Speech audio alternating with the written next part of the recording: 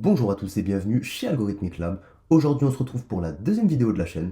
Donc cette vidéo, comme vous le savez, va suivre donc la première partie, qui est la première vidéo de l'introduction sur les concepts ICT. Donc sans plus tarder, je ne vais pas parler plus que ça, on va passer directement sur les graphiques pour faire un petit backtesting d'une journée au hasard. Donc on va partir sur un petit backtesting donc d'une journée, d'accord? Donc hop, je mets le graphique en petit, comme ça je vois pas ce qui se passe. Et à partir de là, je sais pas, on va pouvoir. Alors je crois que j'ai pas de données hyper longues, on va pouvoir se placer, je sais pas, allez, voilà, on va se mettre là. Hop. Et à partir de là, on va trader donc, là c'est la journée de mardi, donc on va trader nous la journée de mercredi, tout simplement. Ok? Donc dans un premier temps, quand on arrive devant les graphiques, qu'est-ce qu'on va faire? D'accord? Dans un premier temps, on est en daily, juste ici. On va toujours analyser notre daily puisque les timeframes supérieures seront toujours plus pertinentes que celles inférieures. D'accord? Donc ici, qu'est-ce qu'on voit sur le marché?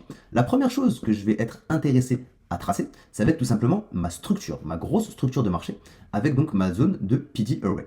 Ok? Donc la zone de PD Array, on la verra en détail prochainement. Mais donc ici, hop, tac, PD Array. D'accord, donc juste ici, notre zone de PD Array en daily, donc de notre grosse structure, d'accord? Elle va se trouver juste ici.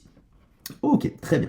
Donc, maintenant qu'on a notre zone de PGRay, on va voir à quel niveau le marché s'est arrêté. Donc, le marché s'est arrêté ici. Pourquoi? Ce qu'on va pouvoir voir, déjà, on va agrandir un petit peu, ça va être que juste ici, on avait une Fair Value Gap, donc inversée, inverted Fair Value Gap, IFVG, donc qui va nous permettre que le prix puisse partir à la hausse. Vous voyez qu'ici, les corps ont totalement respecté donc la FVG, on voit que les corps ne passent pas en dessous des 50%. Donc déjà, ça, c'est une très bonne chose. La deuxième des choses qu'on va pouvoir apercevoir, ça va être une style de consolidation qu'on pourrait prendre dans ces niveaux-là. Donc c'est dans ces niveaux-là que la consolidation a donné le plus de volume. Donc moi, je vais la tracer comme ça. Et on va voir que juste ici, à deux reprises, on respecte parfaitement les 50%. Ok, très bien. Donc ça, on va pouvoir l'enlever. Nickel. Donc déjà, ça nous donne une première information de pourquoi le marché est reparti à la hausse à ce niveau-là. D'accord? Également, donc pourquoi j'ai le DXY, donc le graphique du DXY qui est juste ici en bas, donc en inversé. Pourquoi? Puisque nous, on va s'intéresser également donc aux divergences, donc les SMT divergences, d'accord? On le verra plus en détail la prochaine fois. Ici, on va voir ce qui se passe. Ici, ok, très bien. Donc on voit qu'on a une divergence, puisque normalement, les liquidités du GBP USD et du DXY devraient être corrélées. Et là, on voit qu'on a une décorrélation, puisque vous voyez que ici, sur le GBP, ce low ne vient pas se faire prendre par ce low juste ici. Par contre ici, sur le DXY, hop, donc c'est toute cette zone, hein, d'accord? Donc ici c'est la zone de plus bas, elle vient être prise, hop, juste là, d'accord? Et on voit que on vient récupérer de la liquidité, réaction à la hausse. Très bien. Donc ici on comprend pourquoi le marché actuellement est en train de nous donner une réaction à la hausse. Ok, très bien. Également, deuxième petite chose, donc notre zone en daily actuellement de structure, en parlant de structure, hein, parce qu'on parlait effectivement de structure à ce niveau-là, mais ça c'était une grosse structure qui serait plutôt du weekly. Ici, notre vraie structure en daily, elle est juste ici. D'accord? Donc ce low vient casser ce high. Je pense que les structures, vous devez connaître, même si on le reverra un petit peu. Ok? Donc au niveau de notre PD Array, notre zone de PD Array qui nous intéresse, elle va être ici en daily. Ok? Ça va être principalement cette zone-là qui pourrait donner réaction au marché pour qu'il puisse repartir à la baisse. Actuellement, on voit qu'on est aussi. D'accord, très bien. La dernière petite chose qu'on peut voir également en daily, ça va être cette dernière FVG qui pour le moment hop, permet de soutenir le prix. Ok, très bien, ça c'est déjà une très bonne chose. Maintenant on va pouvoir passer un petit peu plus en lower time frame, hop, déjà en 4 heures, voir ce qui se passe. Donc ok, très bien. Ici on voit que la FVG en 4 heures est parfaitement respectée par cette mèche.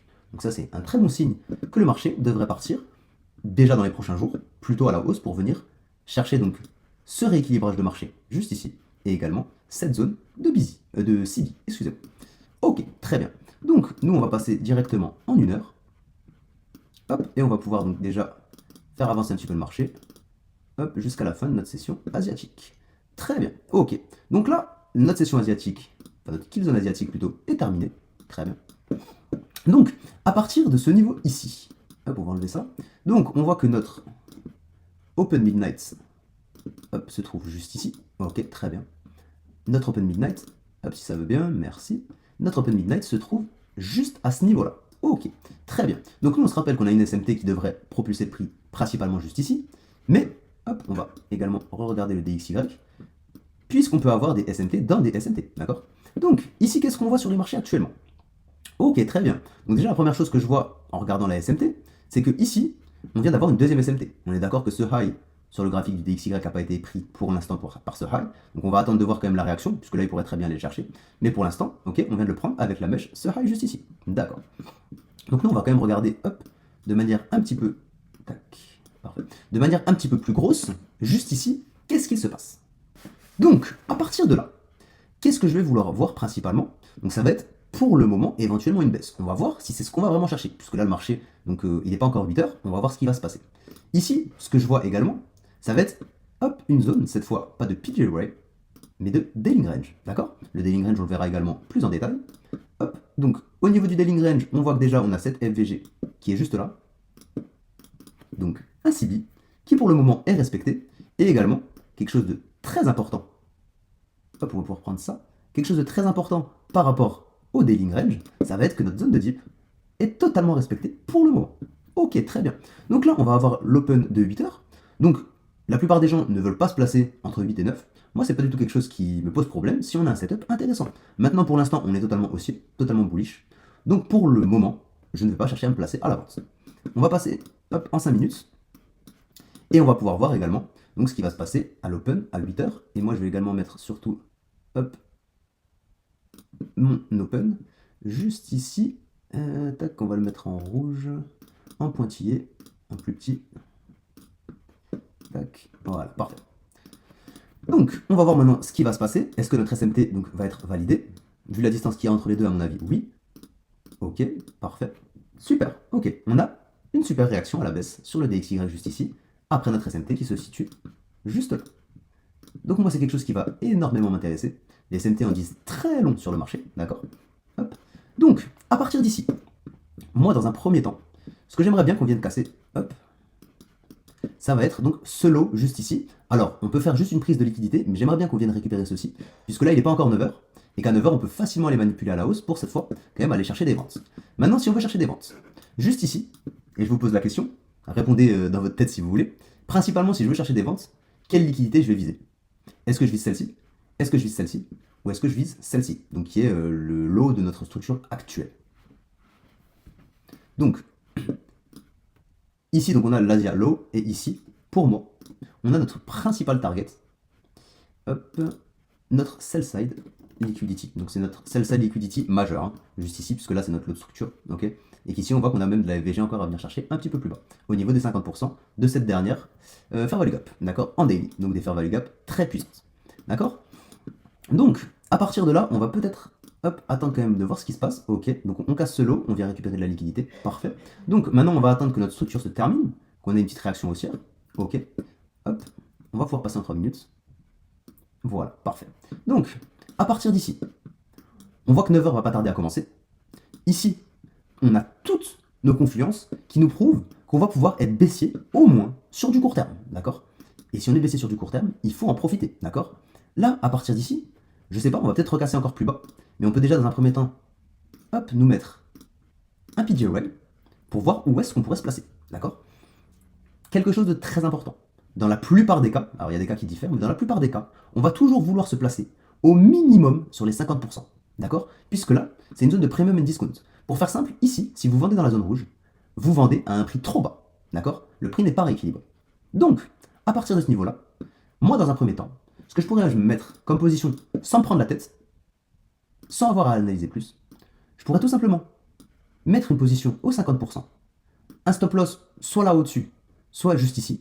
Si on n'avait pas eu de SMT, on aurait préféré mettre un stop loss ici. Ça aurait été quand même principalement mieux, d'accord? Mais ici, on a une SMT. Normalement, on n'est pas censé la chercher si la SMT est bonne, ok? Ici, point d'entrée au niveau des 50%. Et ici, dans un premier temps, je peux très bien aller chercher uniquement cette zone-là, notre zone d'Asia Low. On voit qu'on est à 3,55 de RR. C'est amplement suffisant. Si on vient chercher notre sell side, on est à presque 5 R, ce qui est un petit peu beaucoup. On préfère prendre des profits, même si le prix va plus bas, c'est mieux d'aller prendre des profits, ok? Donc on va pouvoir passer en 1 minute et voir si notre trade va être déclenché ou non, ok? Donc on va voir la réaction qu'on a. Également, on serait au-dessus de l'open midnight, qui a été mal tracé juste ici, qui était, tac tac tac, juste là, hop, qui était juste ici notre open midnight, ok? Donc, nous ce qu'on veut, c'est voir le marché revenir ici. Alors bien sûr, il peut ne pas revenir. On va voir éventuellement également par quoi il est backé. Donc ici, il est backé par une zone qui est quand même assez intéressante. Une IFVG juste là, qui pourrait largement permettre au marché de repartir à la baisse. Alors bien sûr, on a également une IFVG juste là, mais elle ne va pas nous intéresser ici de se placer là, puisqu'on n'est pas du tout en premium, d'accord? On a également cette petite FVG là qui pourrait du coup même devenir un petit BPR juste là. qui pourrait être une zone qui permet au marché de rejeter à la baisse. Également, on a une dernière FVG juste ici, qui pourrait elle aussi nous permettre de repousser le prix. Ok, nous, dans tous les cas, notre objectif c'est d'être déclenché, pas de prendre de SL. Ok, notre SL est bien placé. Maintenant, on va voir, on va pouvoir laisser le marché faire ce qu'il a à faire. Ok, parfait. Nickel, ça c'est magnifique. Ici, à l'open de 9h, hop, donc l'open de London, parfait, on vient exploser à la hausse, rééquilibrer notre structure, parfait. On voit qu'ici actuellement on a une belle réaction baissière, on attend de voir ce qui se passe. Ok, ok, parfait. Donc on voit que ici, on va agrandir un petit peu, tac, juste ici. C'est plutôt cette FVG là, donc on va juste hop, supprimer dans un premier temps ça, pour qu'on y voit un peu plus clair. Au final, donc notre BPR pour l'instant, il tient, mais il n'est pas très beau. Par contre, on a hop, notre IFVG juste là, qui vient à peine être touché, et qui pour l'instant résiste. Donc on va voir ce qui va pouvoir se passer. Hop, maintenant qu'on est dans le trade, on n'a plus rien à faire. On attend de voir. On SL, ou on TP, ou on prend des partiels. Hop, on va laisser le prix. Ok, parfait, magnifique. Hyper belle réaction, on vient recasser. Donc ici on avait cassé une première fois, on recasse une deuxième fois. Ici on peut venir rééquilibrer. Immediately rebalance, qu'on est en train de créer actuellement. Ok, parfait. On rejette au niveau de l'open midnight. Et là normalement il n'y a plus de souci pour qu'on puisse partir hop, à la baisse. Ok, ok, très bien. Là on vient de récupérer notre sell side liquidity. Et là on a une réaction magnifique. Magnifique, je vous laisse la voir. Hop, donc nous notre trade est passé. Parfait. Ici, on a ce qu'on appelle, juste là, une signature algorithmique. Hop, on en parlera un petit peu plus en détail. Donc on a une signature algorithmique juste là, à ce niveau-ci. Ok, très bien. Ici pour vous, qu'est censé faire le prix? Hop, on va le laisser encore développer. Ok. Ici, j'aimerais savoir et que vous vous posiez la question. Ici, qu'est-ce que le prix est censé faire? Est-ce que pour vous, le prix va repartir, hop, à la vente, hop, ou alors, est-ce que le prix va repartir à la hausse? Je vous laisse quelques instants pour réfléchir et voir, hop, avec ce qui s'est passé sur le graphique. Donc, à partir d'ici, on a une très très belle réaction. Tout le monde, et ça inciterait vraiment énormément de gens à vendre. Moi, je vais faire attention, parce qu'ici, on a récupéré un sell side majeur. Ok. Maintenant, on va pouvoir même, hop, peut-être repasser en 15 minutes et voir au niveau de notre dealing range ce qui se passe. Ici, on voit qu'au niveau du dealing range, hop, donc cette fois, on va le mettre en rouge. Ici, au niveau du dealing range, on rejette plusieurs fois, et ici, magnifiquement avec la mèche, notre zone de dip. Ok, très bien. On va repasser en 5 minutes. D'ailleurs, même en plus lower time frame, on va pouvoir repasser même en 2 minutes. Et voir ce qui se passe. Ici, on va voir également, est-ce qu'on a eu une SMT? Donc ce lot avait déjà été récupéré juste ici. Donc vous voyez, ça on ne l'avait pas analysé parce qu'on était en Asia Session. Mais ici, ce lot avait été récupéré juste là, ce qui pouvait induire le fait de repartir à la hausse juste ici. D'accord? Nous on ne tradait pas avant, donc on s'en fichait. À partir d'ici, on va voir au niveau de la SMT. Donc on a bien récupéré donc ces lots, d'accord? Donc on est venu vraiment récupérer tout ça. Ces liquidités, donc toutes ces liquidités ont été récupérées sur les deux graphiques, donc ça, il n'y a pas de souci, parfait, on est nickel. Maintenant, on va voir, et ça c'est un niveau un petit peu plus avancé, ça je l'ai repéré, c'est magnifique, que juste là, à ce niveau-ci, on a également une SMT. D'accord? Hop, on voit pas bien là, mais juste là, vous voyez que ce lot ici sur ce graphique-là n'a pas été récupéré par ces lots-là. Par contre ici, ils ont été récupérés. D'accord? Et là, on peut même totalement dire que juste là, on a un CISD. D'accord? Donc le CISD, c'est à peu près le même principe qu'un MSS, mais il y a des choses qui diffèrent quand même énormément. Ça, on le verra également plus tard.